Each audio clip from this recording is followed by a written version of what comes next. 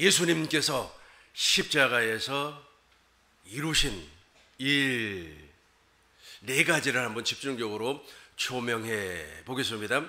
첫 번째는 예수님께서 십자가에서 옛사람을 죽여버렸어요. 두 번째는 첫 것을 폐해버렸어요. 세 번째는 둘째 것, 즉 새 언약을 완성시켜 주었습니다. 네 번째로는 우리에게 영생을 약속해 주었습니다. 오늘 세미나에서 이 네 가지를 한번 구체적으로 살펴보도록 하겠습니다. 첫 번째로 우리가 살펴볼 것은 예수님께서 십자가에서 옛사람을 죽여버렸습니다. 여기서 말하는 옛사람이라고 하는 것은 아담의 원죄를 이야기하고 있어요. 원죄를 우리 주님께서 십자가에 못을 박아버렸어요. 그래서 저와 여러분들이 이제 예수 그리스도를 봄으로 말미암아 죄 사함을 받을 수가 있습니다. 로마서 6장 3절부터 우리 큰 목소리로 읽겠습니다. 무릇 그리스도 예수와 합하여 세례를 받는 우리는 그의 죽으심과 합하여 세례 받은 줄을 알지 못하느냐. 아멘. 무릇 그리스도 예수와 합하여 세례를 받았다. 이 세례를 받았다고 하는 것은 요한의 물세례이죠. 예수님께서 요한의 물세례를 통하여서 저의 죄, 여러분들의 죄, 인류의 죄, 죄뿐만 아닙니다. 저주, 질병, 가난이 다 예수님에게로 넘어가 버렸습니다. 그리고 예수님께서는 그것을 십자가에서 죽으심으로 말미암아 해결시켜 버렸다는 겁니다. 다시 한번 읽겠습니다. 무릇 그리스도 예수와 합하여 세례를 받는 너희는 그의 죽으심과 합하여 세례를 받는 줄 알지 못하느냐. 4절입니다. 그러므로 우리가 그의 죽으심과 합하여 세례를 받음으로 그와 함께 장사 이는 아버지의 영광으로 말미암아 그리스도를 죽은 자 가운데서 살리심과 같이 우리로 또한 새 생명 가운데서 행하게 하려 함이니라. 아멘. 그러므로 우리가 그의 죽으심과 함께 예수님께서 십자가에서 죽으셨어요. 사람들이 오해를 하고 있어요. 율법 아래에 있는 사람들, 율법의 행위 아래에 있는 사람들은 어떻게 생각을 하느냐 하면 이렇게 생각을 해요. 예수님께서 내 죄 때문에 죽으셨다. 정답인 것 같지만 정답 아닙니다. 왜 정답이 아닌가는 조금 이따가 설명하도록 하겠습니다. 같이 한번 더 읽겠습니다. 그러므로 우리가 그의 죽으심과 합하여 세례를 받음으로 그와 함께 장사되었나니 완료형입니다. 완료형. 저와 여러분들이 이제 믿으면 되는 거예요. 그 믿으면 내가 조금 있다가, 그리고 또 예수님께서 내 죄를 위해서 십자가에서 죽으셨다고 하는 것도 조금 있다가 3분 후에 설명하도록 하겠습니다. 이는 여기서부터 읽겠습니다.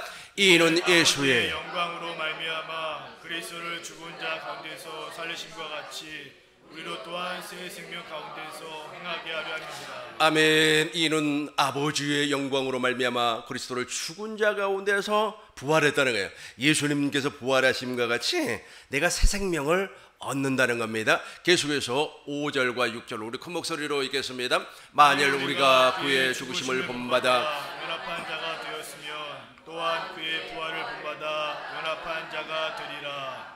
우리가 알거니와 우리 옛사람이 예수와 함께 십자가에 못 박힌 것은 죄의 몸이 멸하여 다시는 우리가 죄에게 종노릇하지 아니하려 함이니. 아멘. 확실하게 벗어났어요. 우리가 알거니와 우리의 옛사람이 예수와 함께 십자가에 못 박아버렸어요. 못 박아버렸어요. 그래서 저와 여러분들 믿어야 되는 거 아닙니까? 근데 믿어져요? 믿어져요? 그러니까 예수님께서 내 죄 때문에 죽었다. 믿어보라는 거예요. 믿어라. 예수 믿으세요. 예수 믿으세요. 그러면 천국 갑니다. 복을 받습니다. 막 이렇게 이야기를 하는데 믿어집니까?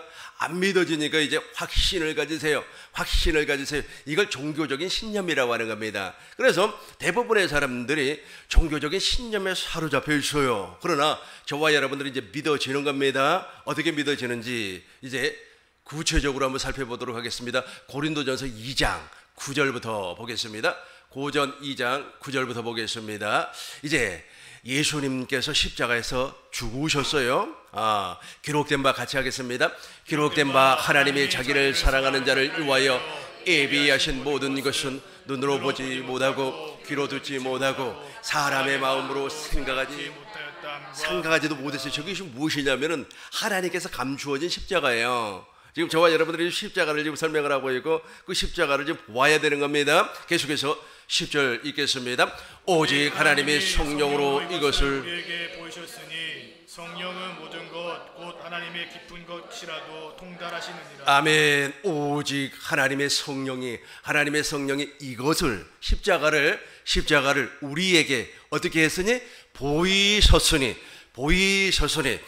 요한복음 3장 14절을 보니까 모세가 광야에서 든 것 같이 인자도 들리리라. 목사님 한번 읽어봐요. 모세가 광야에서 뱀을 든 것 같이 인자도 들려야. 이건 십자가에 들린다는 겁니다. 무엇 때문에? 15절 보겠습니다. 15절.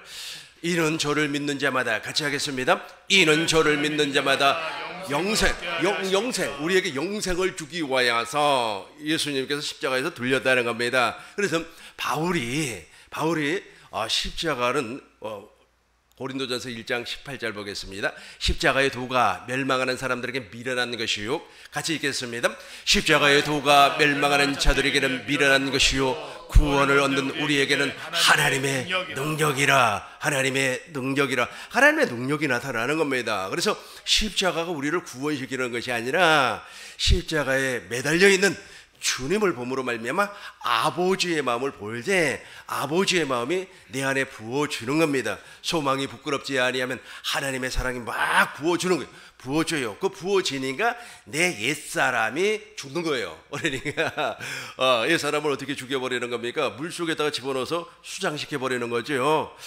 사람이 물속에 들어가서 계속해서 있으면 숨을 쉬지 못하잖아요. 그래서 죽는 거 아닙니까? 그런 것처럼 하나님의 이렇게 되는 거예요. 저는 이것을 실제로 체험한 사람이기 때문에 아주 리얼하게 설명을 할 수가 있습니다. 십자가에 달린 예수님을 보게 되었어요. 십자가에 달린 예수님입니다. 십자가를 보는 것이 아니에요. 십자가를 보아봐야 나무 십자가 그걸 보아봐야, 아니면 요즘은 철탑에 있으니까 철 십자가 보아봐야, 아니면 군목걸이 만들었잖아요. 군목걸이를 이렇게 만들어가지고 십자가 보아봐야 주님이 보이질 않아요. 그러나 성령으로 말미암아, 성령으로, 아까 무엇이라고 그랬습니까? 성령은 다시 한번 보겠습니다. 2장 10절. 하나님의 성령이 있어요. 고전 2장 10절. 하나님의 깊은 곳까지라도 통달. 오직 성령이 하나님의, 우리 같이 하겠습니다. 오직 하나님이 성령으로 이것을 우리에게 보이셨으니 성령은 모든 것 곧 하나님의 깊은 것이라도 통달하시느니라. 그렇죠. 하나님의 깊은 곳까지라도 통달을 해요. 13절 보겠어요. 13절 쭉 내려와서 13절. 우리가 같이 계세요. 우리가 이것을 말하거니와 사람의 지혜 가르친 말로 아니하고 오직 성령의 가르친 것으로 하니 신령한 일은 신령한 것으로 분별하느니라. 그렇죠. 우리가 이것을 말하거니와 사람의 지혜가 아니라니까요. 그러니까 예수 믿고 구원 받으세요. 예수님이 내 죄를 이용하여서 십자가에서 죽으셨습니까? 누구의 말이에요? 사람 말 아닙니까? 이렇게 사람 말을 듣다 보면 나도 모르는 사이에 쇠뇌가 되어가지고 신념이 생기는 거예요. 엄청난 신념이 생기는 겁니다. 그게 아니고 성령이 나를 이끌어주는, 성령이 나의 눈을 열어주는 거예요. 갈라디아 교인들에게 무엇이라고 말씀했어요? 갈라디아서 3장 1절에 보니까 어리석도다 갈라디아 사람들아, 다시 한번 읽어봐요. 어리석도다 갈라디아 사람들아, 예수 그리스도께서 십자가에 못 박힌 것이 너희 눈에 밝히 보이게 된 누가 너희를 깨더냐. 보인단 말이에요. 보여요. 그러니까 마음의 문이 열려버리는 거예요. 확 열리고 영의 눈이 열려서 십자가를 보는 것이 아니라 그랬어요. 십자가에 달린 예수님을 보는 거예요. 예수님을 보면은 이사야서 53장 그가 채찍의 맞음으로 내가 나음을 얻었고 그가 찔림으로 말미암아 그 상함으로 말미암아 내가 죄사함을 받았단 말이에요. 그것을 예수님께서 내 눈앞에 펼쳐 보여주는 거예요. 그림같이 보여주는 겁니다. 영화같이 보여주는 겁니다. 형상 아주 뚜렷하게 보여주는 겁니다. 누가 보여준다고 그랬어요? 성령이 밝히 보인다고 그래서 성령께서 그걸 보게 해요. 그리고 예수님 아주 그냥 사랑하는 아들 예수님을 아주 십자가에서 몸을 찢어버렸으니까 그 예수님을 부모로 말미암아 아버지의 마음이 보일 거 아닙니까? 그러니까 아버지의 마음이 보이는 거예요. 아버지의 마음이 보이면 그 아버지의 사랑을 아가페라고 하는 겁니다. 그 아가페가 내 안에 쏟아부어 주는 겁니다. 이 아가페를 에베소서 3장 17절부터 19절에는 무엇이라고 그랬어요? 이 세상 지혜로는, 이 세상 무엇으로도 설명할 수 없다 그랬어요. 한번 읽어보겠어요. 공동번역으로 한번 읽어보겠습니다. 17절부터 그리고 아버지께서 여러분의 믿음을 보시고 그리스도로 하여금 여러분의 마음에 들어가 살 수 있게 하여 주시기를 빕니다. 그래서 여러분이 사랑의 뿌리를 받고 사랑을 기초로 하여 살아감으로써 18절입니다. 모든 성도들과 함께 하나님의 신비가 얼마나 넓고 길고 높고 깊은지를 깨달아 알고 모든 성도가 함께 하나님의 신비가 아니고 사랑이에요. 아가페가 얼마나 넓고 길고 높고 깊은지를 깨달아 알고, 그러니까 아버지의 마음이 부어지니까 이제 전능하신 하나님이 알아지는 거예요. 전능하신 하나님을 몰랐을 때는 아브라함이 누구와 동침을 해버렸습니까? 여종 하갈과 동침을 해서 이스마엘을 낳아버렸어요. 율법의 행위에서 벗어날 수가 없었다는 겁니다. 그리고 전능하신 하나님을 만나게 됐죠. 무슨 사건을 통하여서? 소돔과 고모라 사건을 통해서 하나님께서는 말씀하시면 그대로 이루어버리는구나. 소돔이라고 하는 고모라라고 하는 그 엄청난 과거 고대 도시에서 있었던 일 여러분들 기억하고 계시죠? 그러나 우리 주님께서는 아직 유황불로 멸망시켜버리겠다. 그 말씀 그대로 이루어버리는 거예요. 전능하신 하나님을 알아요. 아비멜렉 사건을 통하여서 우리 주님께서 무슨 일을 했습니까? 그 집안에 있는 여자들의 태를 막아버렸어요. 임신을 못하게끔, 아이를 낳지 못하게끔 만들어버렸어요. 그리고 아브라함이 기도를 하니까 이제 임신을 하게 됐단 말이에요. 이 엄청난 일들을 한다고 하는 것을 아브라함이 알았어요. 마음의 할례가 이루어지니까 지금 여기에서 설명하고 있는 그러니까 옛사람을 십자가에서 죽인다고 하는 것은 마음의 할례를 이야기하고 있습니다. 하나님을 마음으로 안단 말이 알아. 그러니까 마음의 할례가 이루어지고 나니까 100세가 된 나에게도 아들이 있겠구나, 상속자가 있겠구나 하고 믿음이 생겼어요. 그 믿음으로 말미암아 누가 태어났어요? 이삭이 태어났습니다. 이걸 하나님의 사랑이라고 그래요. 이거 하나님의 사랑이라 그러는 겁니다. 이제 목사님 19절 큰 목소리로 읽겠습니다. 인간의 모든 지식을 초월한 그리스도의 사랑을 알 수 있게 되기를 바랍니다. 이렇게 해서 여러분이 완성되고 하나님의 계획이 완전히 이루어지기를 빕니다. 아멘. 그러니까 예수님께서 십자가에서 하신 첫 번째 일이 바로 옛사람을 죽이는 거예요. 우리는 못 죽여요. 우리는 날마다 죽을 수가 없습니다. 누구로 말미암아? 그리스도로 말미암아. 누구를 보므로? 하나님의 영광을 보고 하나님의 얼굴을 보고 하나님의 얼굴에 있는 광채가 예수 그리스도를 통해서 내 안에 쏟아부어 줘야만이 가능한 겁니다. 이게 인간으로서는 할 수 없는 일이에요. 두 번째 살펴볼 것은 애것을 피해버렸어요. 무엇을 피했다고요? 애것을 피해버렸어요. 이 애것이라고 하는 것은 옛 언약을 이야기하고 있고 모세의 율법을 말씀을 하고 있습니다. 모세의 율법이 잘못됐다는 것이 아닙니다. 모세의 율법은 아주 좋은 거예요. 마태복음 22장 37절 보겠어요. 35절부터 봐야 될 것 같아요. 35절부터 우리 목사님이 한 절, 여러분들이 한 절 읽겠습니다. 그 중에 한 율법사가 예수를 시험하여 묻되 예수께서 이르시되 내 마음을 다하고 목숨을 다하고 뜻을 다하여 주 너의 하나님을 사랑하라 하셨으니 둘째도 그와 같으니 내 이웃을 내 자신과 같이 사랑하라 하셨으니 이 두 개는 온 율법과 선지자의 강령이니라. 이 두 계명이 온 율법과 선지자의 강령. 그러니까 율법의 내용이 무엇이에요? 근본적인 내용이 하나님을 사랑하고 이와 같이 이웃을 사랑하는 게 율법이 나쁜 게 아니죠. 율법은 엄청나게 좋은 겁니다. 모세 율법은 어마어마하게 좋아요. 그럼에도 불구하고 인간이 못 지켜요. 왜 그래요? 왜 인간이 이것을 지킬 수가 없습니까? 무엇을 먹지를 못했기 때문에, 생명과를 먹지를 못했기 때문에 지킬 수가 없어요. 로마서 7장 18절 선을 행하기를 원해요. 그러나 선을 행할 능력이 없어요. 내 소 곧 내 육신에, 우리 같이 하겠습니다. 내 소 곧 내 육신에 선한 것이 거하지 아니하는 줄을 아노니 원하는 내가 있으나 선을 행하는 것은 없노라. 내 소 곧 내 육신에 선한 것이 거하지 않아요. 생명이 없다니까. 생명이 없어요. 생명이 없으니 생명과를 먹지를 못했다니까요. 먹지를 못해버리니까 하나님의 생명이 존재하질 않아요. 없으니까 원하면 내게 있으나 원해요. 내가 하나님의 생명으로 살기를 원해요. 그러나 선을 행할 능력은 없어요. 그걸 알게 하기 위하여서, 깨닫게 하기 위하여서 첫 번째 언약을 우리에게 허락해 주신 겁니다. 그럼에도 불구하고 이 첫 번째 언약으로 말미암아 스스로가 의롭고 거룩하고 선하게 자기 의로 살려고 하는 사람들은 저주받은 사람입니다. 저주받은 사람이에요. 갈라디아서 3장 10절입니다. 갈라디아서 3장 10절이에요. 율법의 행위에 속한 사람은 저주 아래 있어요. 무릇 같이 하겠어요? 무릇 율법 행위에 속한 자들은 저주 아래 기록된 바 누구든지 율법책에 기록된 대로 모든 것을 항상 행하지 아니하는 자는 저주 아래 있는 자라 하였습니다. 저주 아래 있어요. 그러니까 예를 들어서 율법이 100가지가 있다고 가정을 해봐요. 그런데 아주 열심을 내고 충성을 하고 몸을 거룩하게 만들어서 99가지 99가지를 지켜버렸어요. 그런데 오늘 내가 컨디션이 좋지를 않아요. 바이오리듬이라 그러죠. 바이오리듬이 아주 상승해야 되는데 그렇지를 못해가지고 한 가지를 어겨버렸어요. 한 가지를 어기면 당신을 저주받은 사람이에요. 한 가지 때문에 저주받은 사람이에요. 그러니까 모세의 율법 즉 옛 언약은 100% 지켜버리면 복을 받지만 한 가지라도 지키지를 못하면 저주를 받아버려요. 그런데 인간이 가능한 겁니까? 가능하지 못해요.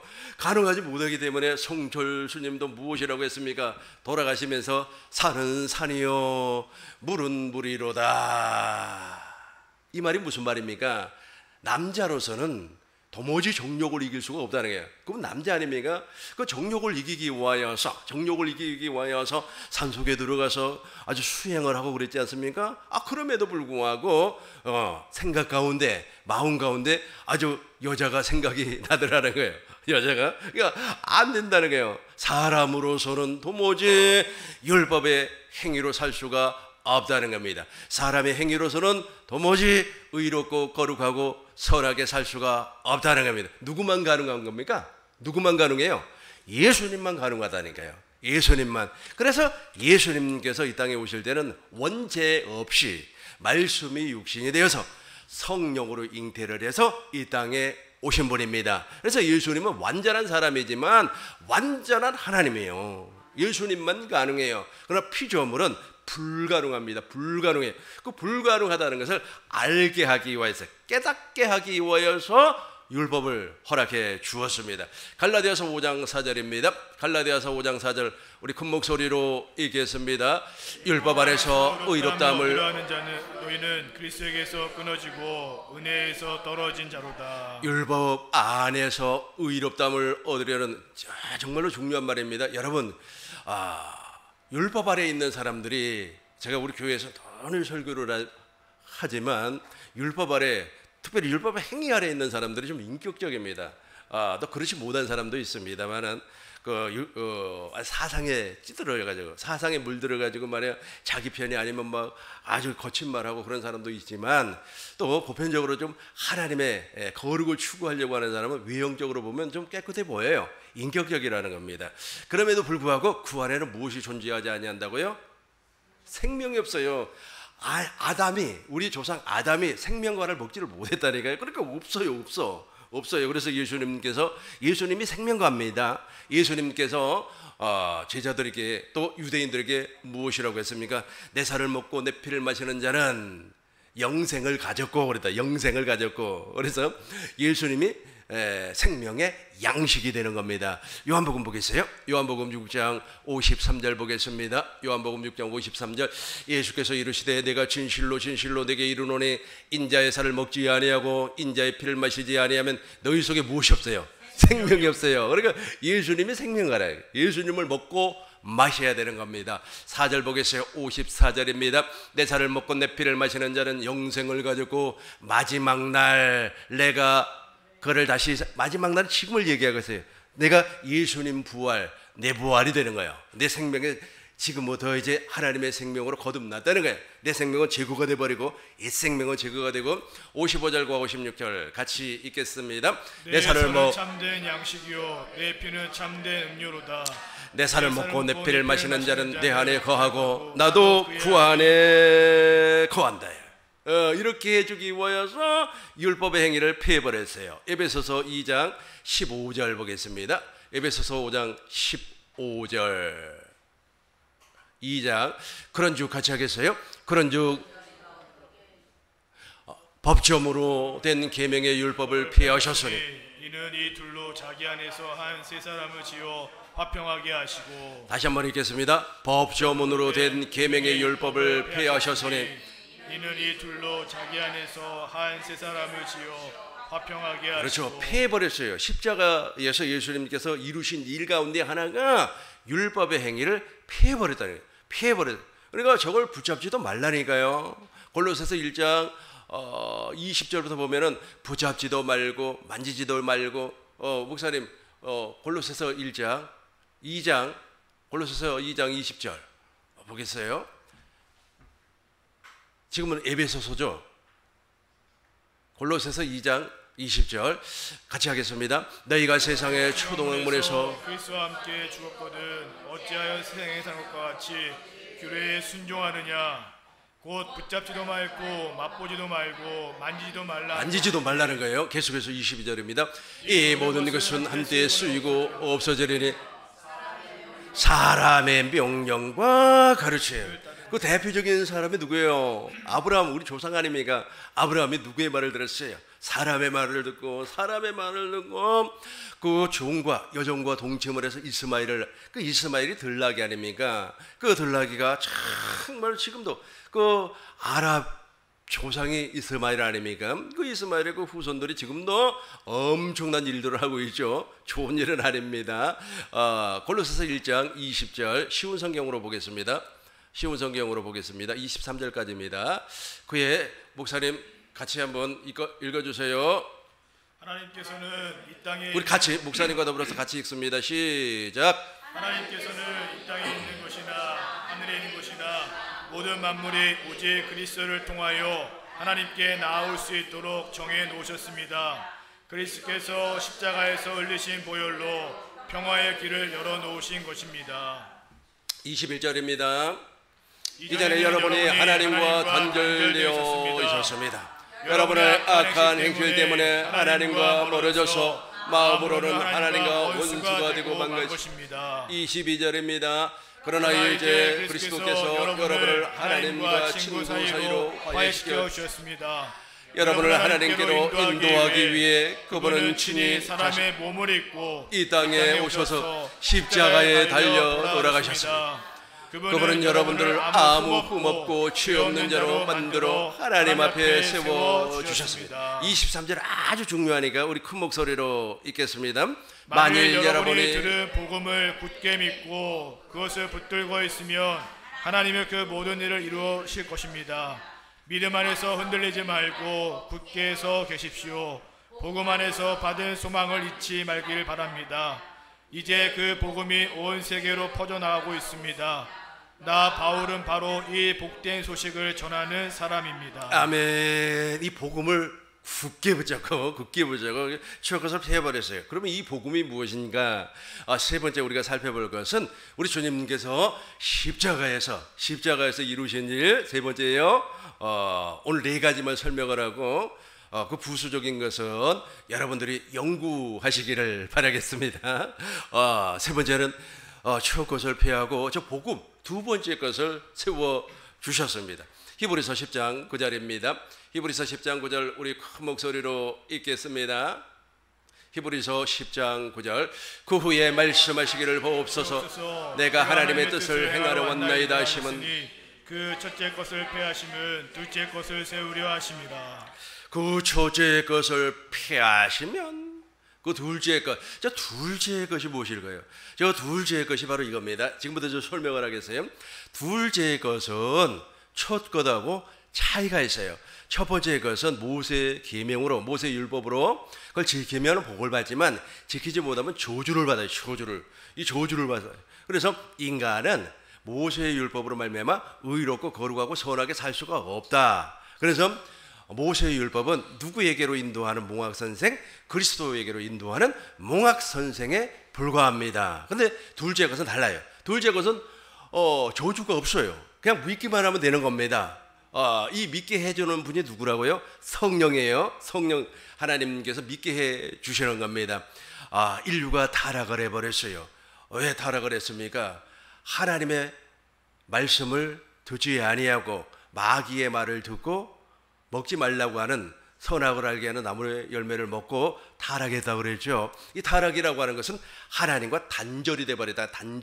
단절을 이것을 더 쉽게 설명을 하면 우리의 영은 하나님을 찬미하도록 창조가 되었어요. 그러나 대적의 성문 안에 갇혀버렸기 때문에 하나님을 몰라요.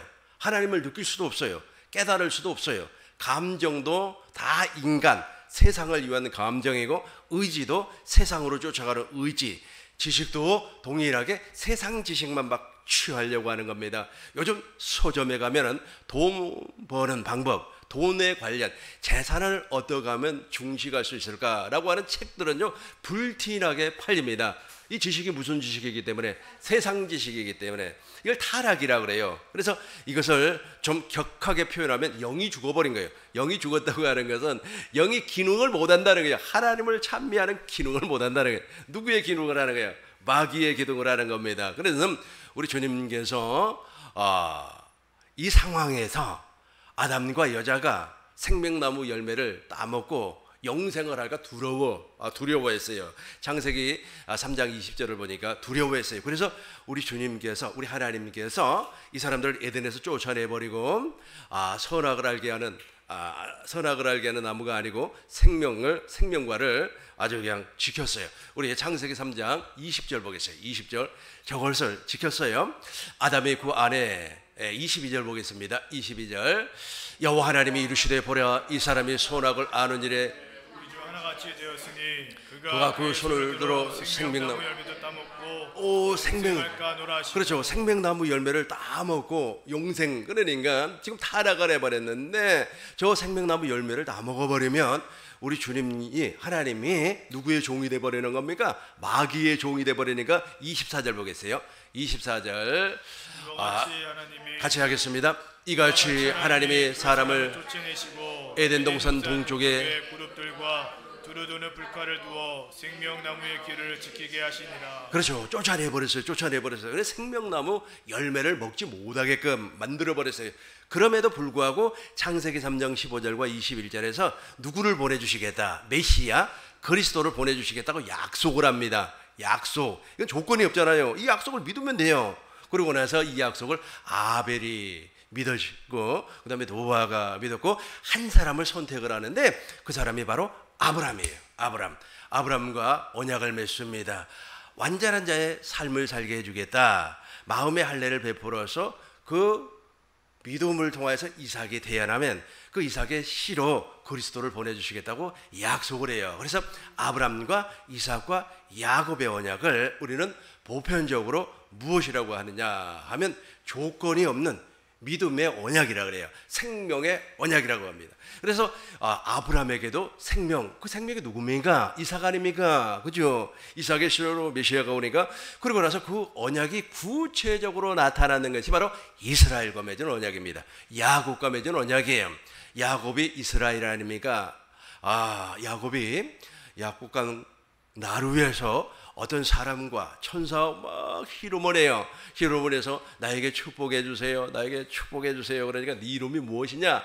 야곱입니다. 이제부터는 야곱이라고 하지 말고 이스라엘이라고 해라.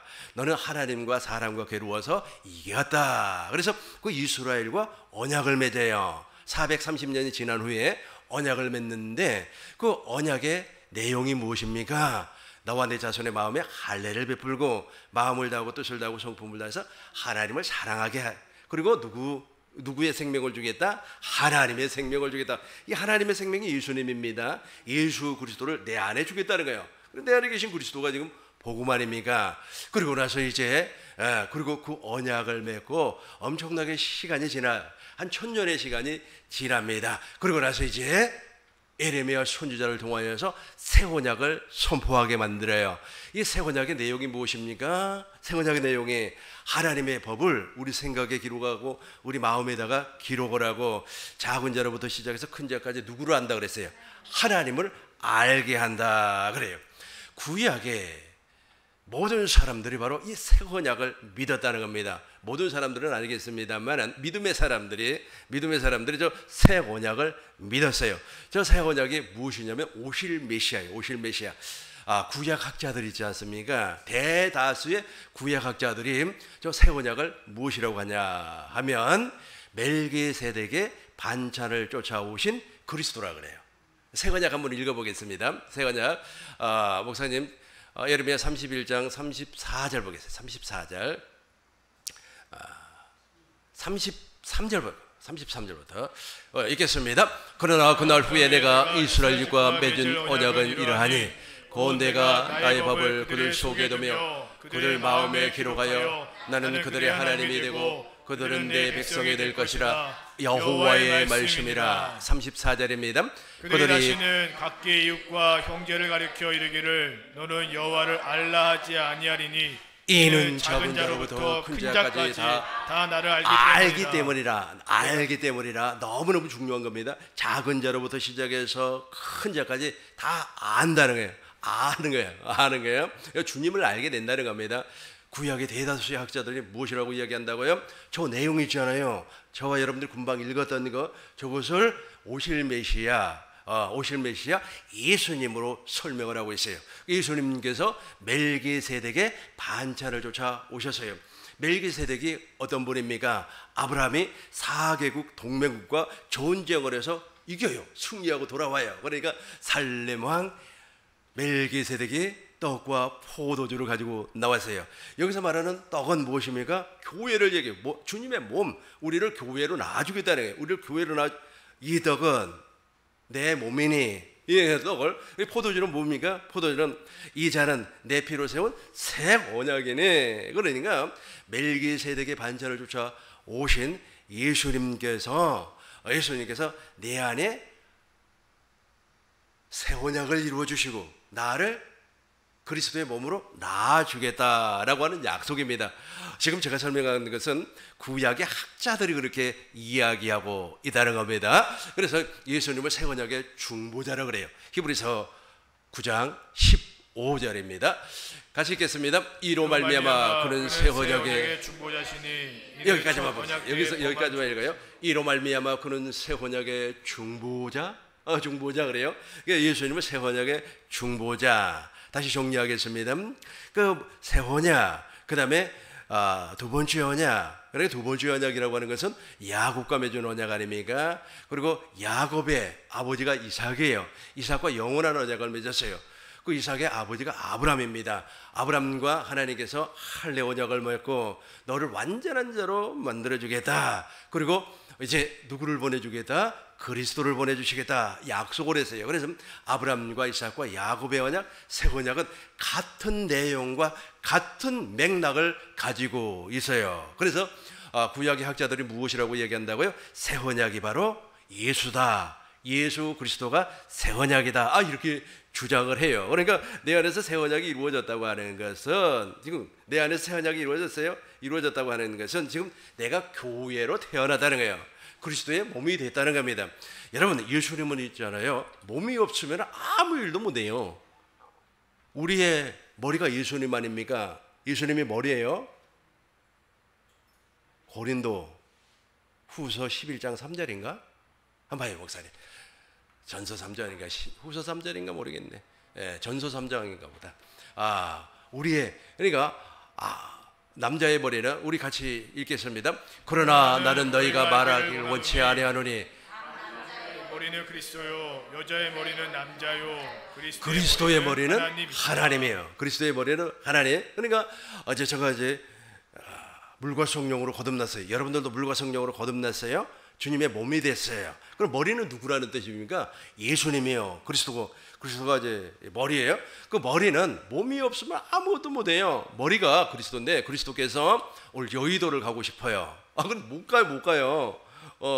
그래서 머리가 몸에게 당신의 마음과 생각을 허락해 주는 겁니다. 여의도로 갈 수 있는 마음을 허락해 주는 거예요. 그러니까 여의도로 갈 수가 있는 거 아니겠습니까? 오늘 제가 운전하면서 보니까 여의도가 아주 청소가 되어 있더라고요. 여의도를 올 때마다 불편해요. 왜냐하면 그 국회의사당 앞에서 벌귀대회, 집회 이런 것을 자주 한단 말이에요. 자주 하면은 아주 자동차가 막 버스가 아주 그냥 너무 많아가지고 그 빠져나오는데 많이 힘들어요. 그리고 또 벚꽃 축제할 때 2주 동안 그 윤중도를 막아버린단 말이에요. 그럼 돌아오려면은 아주 힘이 듭니다. 그래서 제가 여의도에 하나님께서 좀 하나님 나를 좀 여의도로 좀 이사시켜주면 얼마나 좋습니까? 아무튼 중요한 것은 무엇이냐면 머리는 몸이 없으면 아무것도 못한다니까요.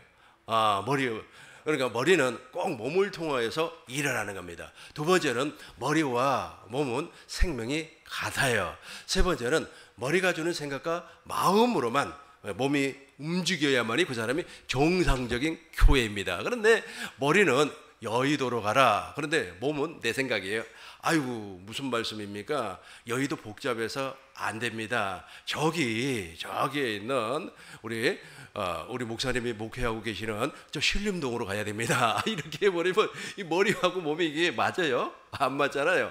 이상하게 돼버리잖아요. 이런 사람은 교회가 아닙니다. 주님의 몸이 아니에요. 이 사람은 여전히 자기 생각, 자기 마음으로, 자기 의로 사는 사람이에요. 하나님의 의가 전혀 나타나지 아니한 사람입니다. 그래서 새 언약 정리하겠습니다. 이제 근데 새 언약을 둘째 것이라고 그래요. 둘째 것. 왜 둘째 것이라고 하는지 히브리서 8장 7절부터 보겠습니다. 히브리서 8장 7절부터 보겠어요. 모세의 율법과 구분을 지키기 위하여서 둘째 것이라고 그래요. 첫 언약이 무마였더라면 그 첫 언약이 있죠. 첫 언약을 모세의 언약이라 그래요. 그거 완전 구분을 지어야 되니까 모세의 언약은 조건이 있다고 그랬어요. 그 조건 지킬 사람은 아무도 없다고 그랬어요. 예수님 외에는 못해요. 율법과 선지자의 강령이 무엇이었죠? 마음을 다하고 뜻을 다하고 성품을 다해서 하나님을 사랑하고 이와 같이 네 이웃을 내 몸과 같이 사랑하라. 이것이 율법과 선지자의 강령인데 못해. 안 돼. 예수님만 가능하다는 겁니다. 그래서 첫 언약이 무마였더라면 그래요. 자, 한번 읽어보겠어요. 첫 언약이 무마였더라면 둘째 것을 요구할 일이 없으려니와. 계속해서 읽겠습니다. 그들의 잘못을 지적하여 말씀하시되 주께서 이르시되 볼지어다 날이 이르니니 내가 이스라엘 집과 유다 집과 더불어 새 언약을 맺으리라. 새 언약을 맺는 겁니다. 9절 큰 목소리로 읽겠습니다.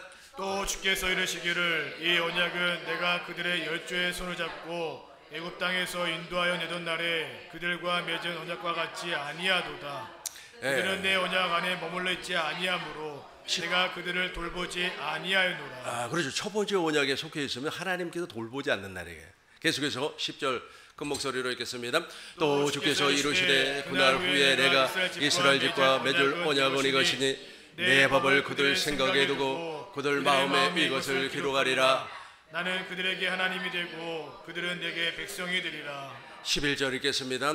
또 각각 자기 나라 사람과 각각 자기 형제를 가르쳐 이르기를 주를 알라 하지 아니할 것은 그들이 작은 자로부터 큰 자까지 다 나를 알리라. 아멘. 작은 자로부터 큰 자까지 다 주님을 아는 겁니다. 내가 새 언약을 강의를 하고 유튜브에 이 강의가 올라가면은 꼭 우리 교회 있잖아요. 편지를 누가 넣어놓고 가요. 읽어보면은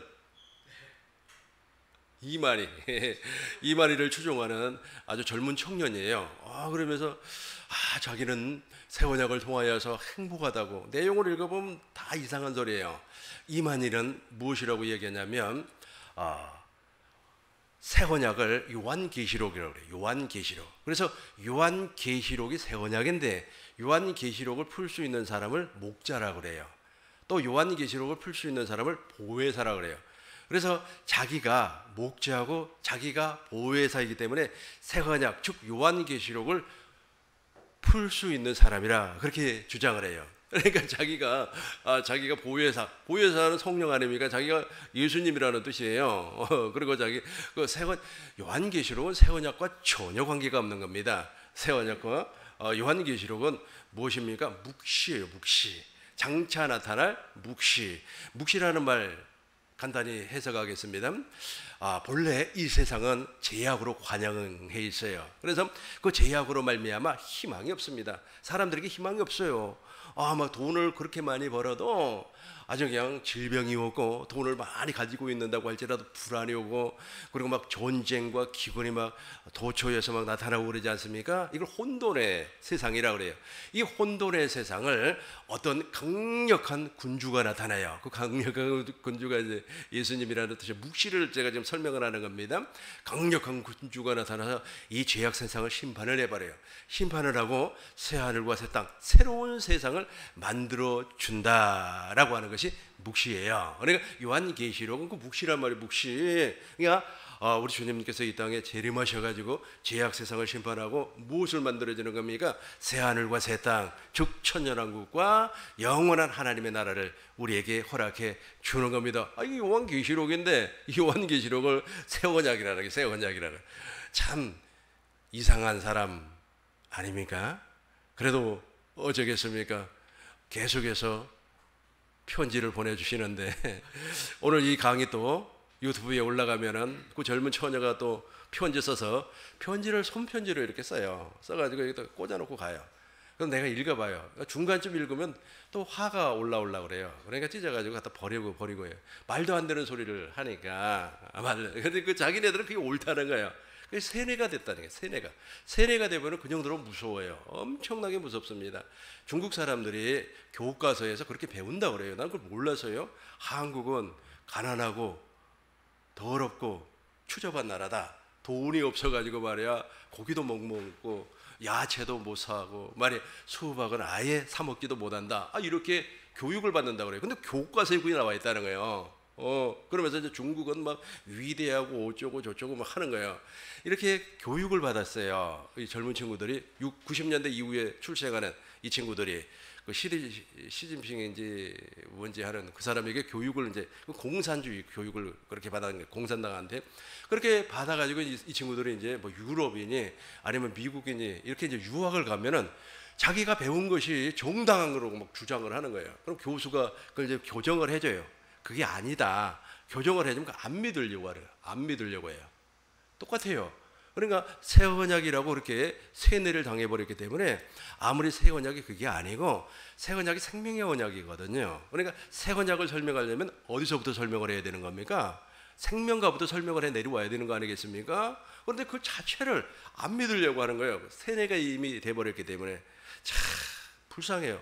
너무너무 불쌍합니다. 그래서 아주 그 중국 유학생들이 이제 교수 말을 듣지 아니하고 막 자기가 학교에서 배운 것이 옳다고 막 난동을 부리고 소리를 지르고 막 난리를 친다는 거예요.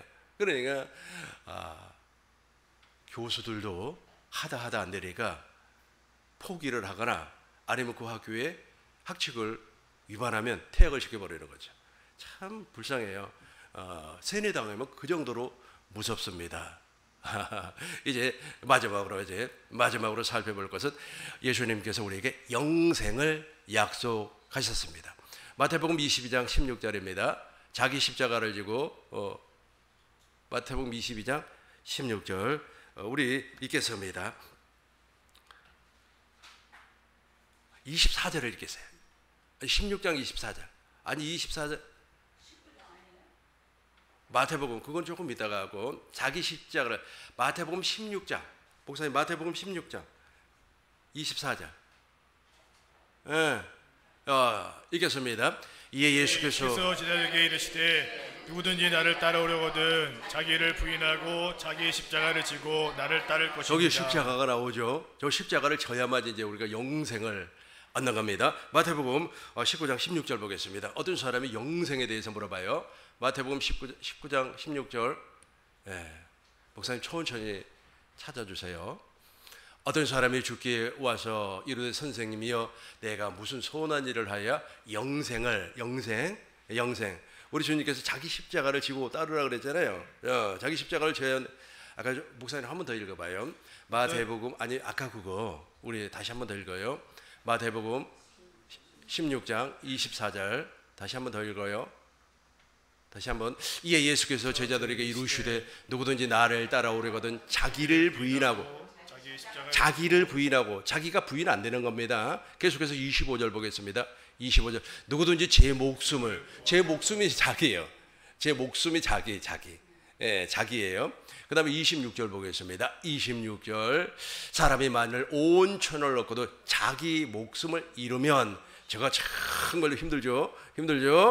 가능합니다. 이제 아까 우리 읽었던 마태복음 19장 16절 보겠습니다. 어떤 사람이 이제 영생에 대해서 물어봤어요. 17절 보겠습니다. 17절입니다. 예수께서 이르시되 어찌하여, 목사님 우리 같이 큰 목소리로 읽겠습니다. 예수께서 이르시되 어찌하여 선한 이를 내게 묻느냐. 선한 이는 오직 한 분이시니라. 내가 생명에 들어가려면 계명을 지켜라. 18절입니다.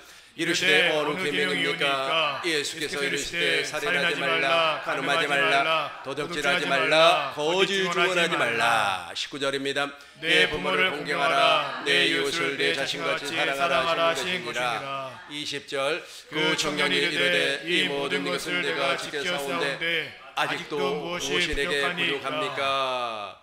예수께서 이르시되 내가 운전하고자 할 텐데 가서 내 소유를 팔아 가난한 자들에게 주라. 그리하면 하늘에서 보화가 내게 있으리라. 그리고 와서 나를 따르라. 계속해서 22절입니다. 그 청년이 재물이 많음으로 이 말씀을 듣고 근심하여 가버렸어요. 23절입니다. 예수께서 제자들에게 이르시되 내가 진실로 너에게 이르노니 부자는 천국에 들어가기가 어려우니라. 24절입니다. 다시 너에게 말하노니 낙타가 바늘기로 들어가는 것이 부자가 하나님의 나라에 들어가는 것보다 쉬우니라 하신대. 25절 제자들이 듣고 같이 합니다. 제자들이 듣고 몹시 놀라 이르되 그렇다면 누가 구원을 얻을 수 있으리까? 예수께서 그들을 보시며 이르시되 사람으로는 할 수 없으나 하나님으로서는 다 하실 수 있느니라. 27절 이에 베드로가 대답하여 보소서 우리가 모든 것을 버리고 주를 따라 싸운데 그런즉 우리가 무엇을 얻으리까? 계속해서 봅니다. 예수께서 이르시되 내가 진실로 너에게 이르노니 세상이 새롭게 되어 인자가 자기 영광의 보좌에 앉을 때 나를 따르는 너희도 12보좌에 앉아 이스라엘 12지파를 심판하리라. 29절입니다.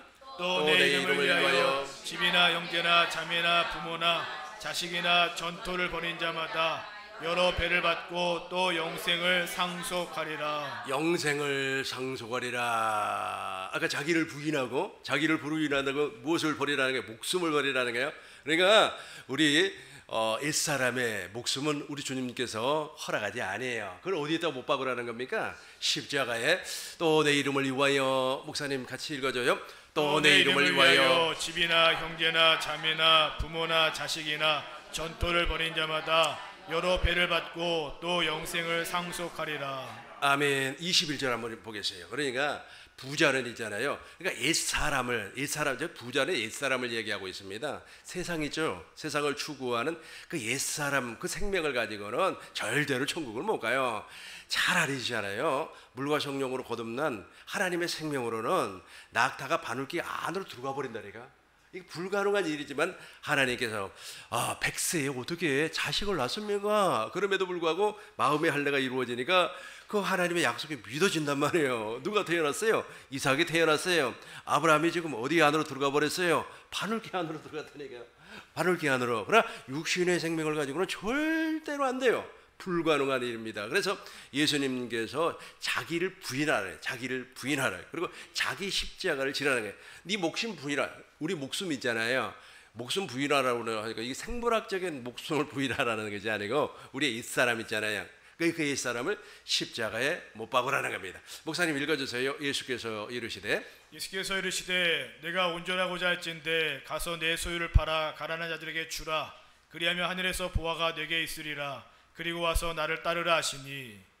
마가복음 보겠어요. 목사님 마가복음 10장 29절 보겠습니다. 같은 내용이지만 한 번 더 보겠습니다. 마가복음 10장 29절 보시겠어요? 그러니까 버려야 돼요. 목사님 읽어주세요. 예수께서 이르시되 내가 진실로 너에게 이르노니 나와 복음을 위하여 집이나 형제나 자매나 어머니나 아버지나 자식이나 전토를 벌이는 자는 30절입니다. 현세에 있어 집과 형제와 자매와 어머니와 자식과 전토를 100배나 받되 박해를 겸하여 받고 내세 영생을 받지 못할 자가 없느니라. 우리가 예수님께서 이미 십자가에서 영생을 우리에게 예비해 주셨다니까요. 우리의 옛사람만 팔아버리면 돼요. 그러니까 이 부자 청년은 소유가 많아요. 그러니까 내 모든 소유를 다 팔아 가난한 자에게 주고, 그러면 하늘에서 무엇이 있다고요? 보화가, 그 보화가 내 안에 계신 그리스도란 말이에요. 생명을 주겠다, 영생을 주겠다는, 영생을 주겠다는. 근데 이 사람은 그걸 못했어요. 마음에 재물이 너무 많아가지고 근심해서 가버렸어요. 아마 이 사람은 있잖아요, 그 속에 나는 잘났어, 나처럼 잘난 사람 없을 거야, 세뇌당해가지고 막 자기가 최고라고 하는 거야. 내가 지금까지 신앙생활하는 게 맞아. 고집 부리는 사람한테는 진짜 어떻게 해보지를 못하겠더라고요. 자기가 지금까지 해왔던 그 신앙 스타일이 맞다는 거예요. 이거 뭐 어떻게 해볼 수가 없어요. 그러면 이제 제가 이제 노골적으로 얘기를 하죠. 아니, 그 신앙 스타일이 그렇게 맞다면 왜 살림살이가 그 모양입니까? 이러면 이제 할 말 없어요. 할 말 없어요. 왜냐하면 천국은 부족함이 없다니까. 부족함이 없어요. 누리고 사는 겁니다. 주님의 마음을 누리고 살고 하나님의 의를 나타나며 사는 겁니다. 버릴 수가 없어요. 그래서 소유를 버리라고 그랬어요. 심지어는, 목사님 한 번 더 읽어주세요. 30절, 아니야 29절부터. 다 버리래. 예수께서 이르시되, 같이 합니다. 예수께서 이르시되 내가 진실로 너희에게 이르노니 나와 복음을 위하여 집이나 형제나 자매나 어머니나 아버지나 자식이나 전토를 벌인 자는 현세에 있어 집과 형제와 자매와 어머니와 자식과 전토를 100배나 받되 박해를 겸하여 받고, 그렇죠, 내세에 영생을 받지 못할 자가 없습니다. 누가복음 18장 29절. 누가복음 18장 29절입니다. 같이 하겠어요. 이루시되 내가 진실로 너희에게 이르노니 하나님의 나라를 위하여 집이나 아내나 형제나 부모나 자녀를 버린 자는 현세에 여러 배를 받고 내세에 영생을 받지 못할 자가 없느니라 하시니라. 자, 여러분 저거 누리고 사세요. 100배, 여러 배라고 하는 것은 100배, 마가복음에서는 100배라고 딱 나와 있어요. 그러니까 우리가 물과 성령으로 거듭나 버리면 100배의 복을 받는다. 100배. 주님을 누리고 살 수가 있다는 겁니다. 아까 제가 설명한 그 가운데 하나, 옛사람이 있죠. 욥이라고 하는 사람이 있어요. 욥을 내가 간단하게 설명을 하겠습니다. 욥이라고 하는 사람은 아마 10자녀를 다 잃어버리잖아요. 그리고 자기 재산 다 잃어버리죠. 심지어는 몸에 종기가 나가지고 악창이 나서 고름이 난단 말이에요. 너무 가려워서 기아장으로 막 이렇게 긁었어요. 그리고 제 위에 앉아가지고 하나님 하나님 하면서 오늘 밤 되면은 낮이 되기를 원해요. 왜? 너무 추우니까. 또 낮이 되면 밤 되기를 원해요. 그러면 하나님 빨리 밤이 되게 해주세요. 그런데 이 세 친구가 막 욥을 종죄를 한단 말이에요. 너가 하나님 앞에 무엇인가 잘못이 있으니까 너가 말이야 이렇게 징계를 받는 거야. 이렇게 이야기를 해요. 그러니까 나는 잘못 없어. 막 항변을 해요. 이 항변하는 것이 자기야. 이해가 됩니까? 항변하는 것이 자기라니까요. 자기예요. 그 항변을 막 하는 겁니다. 미안합니다. 그러면 될 텐데 아니에요. 내가 잘못한 게 없어요. 그럼 심지어는 말이야, 너 처음은 말이야 미약하지만 나중에는 말이야 창대하게 되리라. 막 그렇게 이야기를 했음에도 불구하고 인정을 안 해버리는 거예요. 그러니까 버려야 되는데 심지어는 무엇까지? 그래 지금 욥의 자녀들 다 죽어버렸잖아요. 부인 도망가 버리잖아요. 하나님을 저주하고 죽어라 하면서 막 저주하며 도망가 버렸어요. 이런 상황에 놓이면은 어떻게 되는 겁니까? 나의 옛사람 드러내겠어요? 근데 욥은 계속해서 고집을 피워요. 고집을 피우다가 이제 진짜 귀로 듣던 하나님을, 눈으로 보는 하나님을 이제 만나요. 이게 그리스도의 할례예요. 나는 이걸 알아요. 내가 요즘 뉴스를 보면서 어떤 여자가 청문회에 나와가지고 막 이야기를 하더라고요.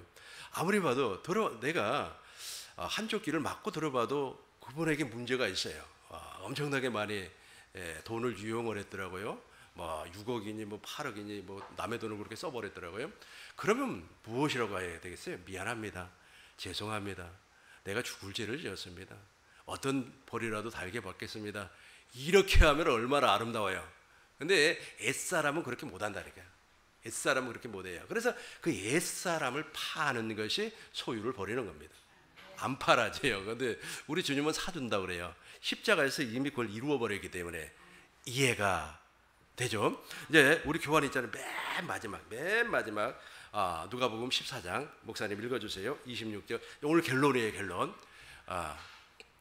무릇 내게 오는 자가 자기 부모와 처자와 형제와 자매와 더욱이 자기 목숨까지 미워하지 아니하면 능히 내 제자가 되지 못하고 누구든지 자기 십자가를 지고 나를 따르지 않는 자도 능히 내 제자가 되지 못하리라. 그렇죠. 구원 못 받는다는 거예요. 그러니까 자기를 팔지 아니하며 자기를 부인하지 아니하면 구원은커녕 우리 주님과 하등의 관계가 없다는 겁니다. 계속해서 읽어주세요. 너희 중에 누가 망대를 세우고자 할진대 자기의 가진 것이 준공하기까지에 족할는지 먼저 앉아 그 비용을 계산하지 아니하겠느냐. 그렇지 아니하여 그 기초만 쌓고 능히 이루지 못하면 보는 자가 다 비웃어 이르되 이 사람이 공사를 시작하고 능히 이루지 못하였다 하리라. 그렇죠. 어떤 사람이 공사를 하는 거예요. 공사를 하는데 예를 들어서 그 공사 대금이 100억이라고 가정을 해봐요. 그런데 그 사람에게는 1억밖에 없어요. 그런데 분명히 100억짜리 공사인데 1억밖에 없으니까 공사가 이루어지지 못하죠. 그러니까 터파기 공사만 하고 끝난 거예요. 사람들이 막 욕을 하는 거예요. 그러니까 이 말이 무슨 말이냐면 너는 소유를 못 판다니까. 너는 소유를 절대로 못 팔아. 그러니까 누구를 믿으라는 거예요? 주님을 믿는데 주님께서 이루어주신 복음을 믿으라는 거예요. 구약에 오실 메시아, 신약에 오신 메시아, 네 안에 오신 그리스도를 믿으라는 거예요. 너는 못한다니까. 그 공사 못해. 이야기하니까 생각이 나는데 내가 등산을 할 때마다 느끼는 것이 무엇이냐면 그 펜션 그 카페 그 산내에 아주 아름다운 지역에다 이렇게 지어요. 지으면 꼭 중간에 다 부도가 나요. 그러니까 아마 이 친구들은 이제 계산을 했을 겁니다. 예를 들어서 이 공사비가 30억인데 한 3억만 가지고 있어요. 나머지는 이제 누가 주겠지 하고 아마 투자해 주겠지 막 그러면서 공사를 강행을 하는 겁니다. 그래가지고 유치권이라 그래가지고 그 유치권 막 행사를 해서 그 펜스를 쳐놔요. 사람들 들어가지 못하게끔. 돈을 안 주면 공사 못 짓나요? 그게 말이 되는 거예요. 그러니까 우리도 알잖아요. 내 소유를 내가 팔 수 없는, 내가 자기를 부인할 수 없는, 자기를 부인하고 십자가를 질 수 없는 사람이라는 거 알잖아요. 그러니까 무엇을 믿으라? 복음을 믿으라는 겁니다. 오직 의인은 복음을 믿음으로 말미암아 살리라 하는 것. 전쟁도 똑같습니다. 29절부터 봐요. 목사님 읽어주세요.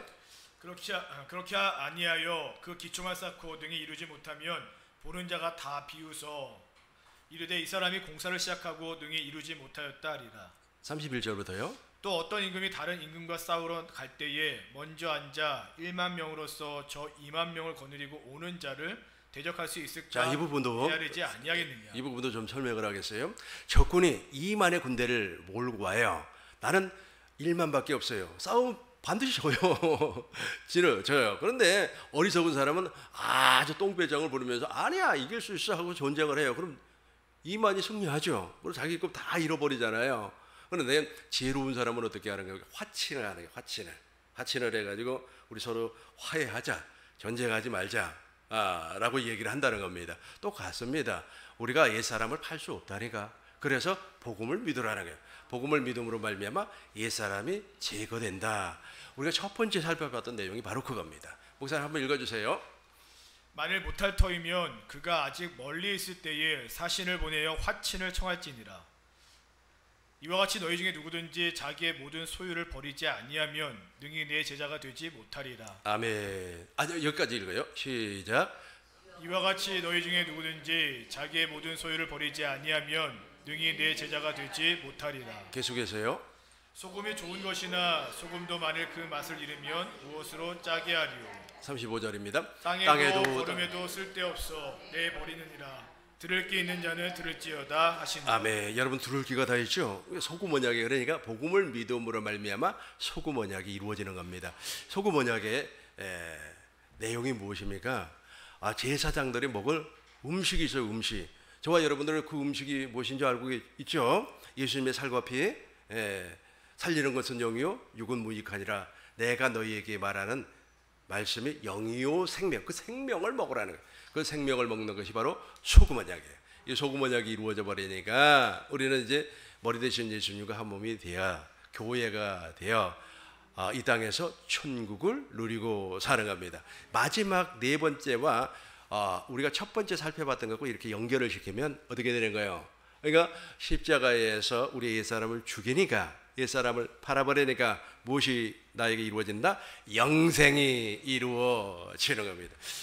여러분에게 영생을 우리 주님께서 주셨으니까 지금 휴가 기간이기 때문에 휴가 잘 다녀오시고 휴가지에